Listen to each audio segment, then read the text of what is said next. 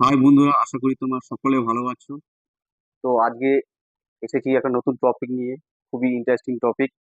তো বেশি কথা না বাড়িয়ে আমরা আলোচনা চলে আসি। তো দেখো, আজকে ফিক্সড প্রিপারেশন করাবো। তো আমরা বিশেষত এই ফিক্সড প্রিপারেশন করতে গিয়ে আমরা সচরাচর কি করি, যে যেখানে যেটা বসানো উচিত সেটা না বসিয়ে একটা জায়গায় একটা বসিয়ে দিই আমরা। আজকে আমরা দেখো, agree with, agree to, agree on. কিন্তু দেখো তোমরা, এই অ্যাগ্রি কি ভার্বটা যেটা আছে মানে সম্মতি বা রাজি হওয়া, এর পাশে দেখো করে উইথ বসেছে, একটা আলাদা একটা প্রিপোজিশন, টু বসেছে আর একটা প্রিপোজিশন আলাদা, এবং অন বসেছে। তো এদের ব্যবহার কি করে আমাদের সঠিকভাবে আমাদের জানতে হবে, তবে আমরা কি করব, যার যেটা সেখানে বসাতে পারবো, মানে সঠিকভাবে আমরা বসাতে পারবো, যেটাকে বলে আমরা অ্যাপ্রোপ্রিয়েট প্রিপোজিশন অথবা ফিক্সড প্রিপোজিশন। যার মানে দেখি বুঝতে পারছো যে অ্যাপ্রোপ্রিয়েট প্রিপোজিশন আসলে কি। অ্যাপ্রোপ্রিয়েট প্রিপোজিশন হচ্ছে আমার উপযুক্ত প্রিপোজিশনটা, যার যেখানে সেটা বসানো। তো আমরা যদি নিয়মটা আমরা সঠিকভাবে না জানি তাহলে আমরা বসাতে পারবো না। তো চলো দেখা যাক, যাতে আমরা বসাতে পারি সঠিকভাবে। তো নিয়মটা শিখে আমরা অবশ্যই সঠিকভাবে বসাতে পারবো। তো দেখো, তো বলছে অ্যাগ্রি উইথ, দেখো অ্যাগ্রি উইথ বলছে, agree with, I agree with him, মানে আমি তার সঙ্গে সম্মত বা রাজি হয়েছিলাম। আরেকটা দেখো হচ্ছে every one agrees with me, প্রত্যেকে আমার সঙ্গে রাজি ছিল। তাহলে এখানে কি বোঝাচ্ছে, যে ব্যক্তির সাথে ব্যক্তি যদি সম্মতি বোঝায় তাহলে সেটা কি হবে, অ্যাগ্রি উইথ হয়ে যাবে। তাহলে আমরা কি বুঝলাম, যে ব্যক্তির সঙ্গে ব্যক্তি রাজি হলে, যদি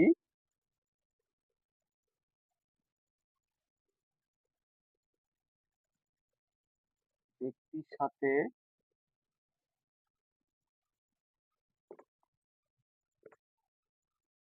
রাজি হওয়া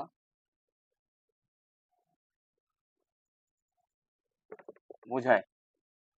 তো এখানে কি বলছি, আই অ্যাগ্রিড উইথ হিম, আমি তার সঙ্গে সম্মতি ছিলাম। তাহলে আরেকটা দিয়েছি কি, every one agrees with me, প্রত্যেকে আমার সঙ্গে সম্মতি বা রাজি ছিল।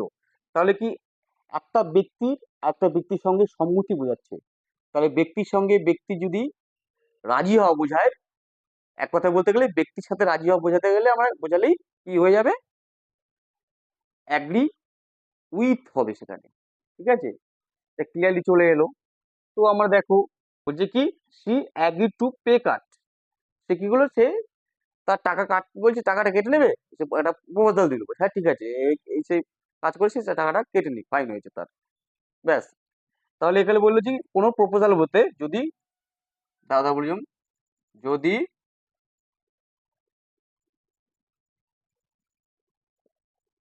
কোনো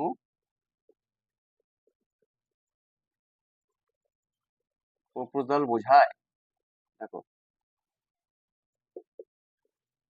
যদি কোনো প্রপোজাল বোঝায় তো বোঝা গেল। একটা দেখো তুমি, the man did not agree to higher taxes, বলছি মানুষটা কি, যে বেশি পরিমাণে ট্যাক্স দেবে, ঠিক আছে, সে ট্যাক্স দিতে রাজি হয়নি।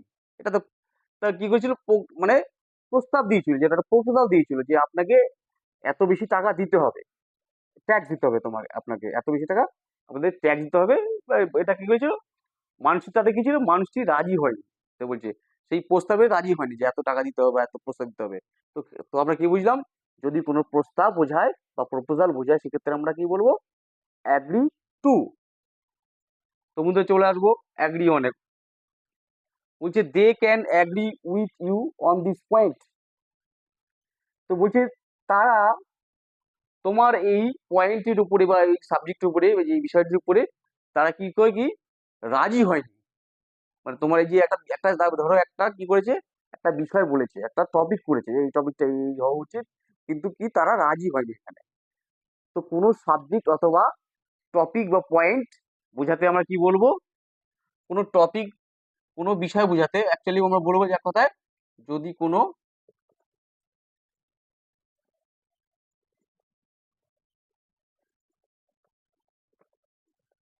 বিষয় বোঝায়, দেখো বলছে অ্যাগ্রিয়নটা কি, যদি কোনো বিষয় বোঝাবে, ঠিক আছে।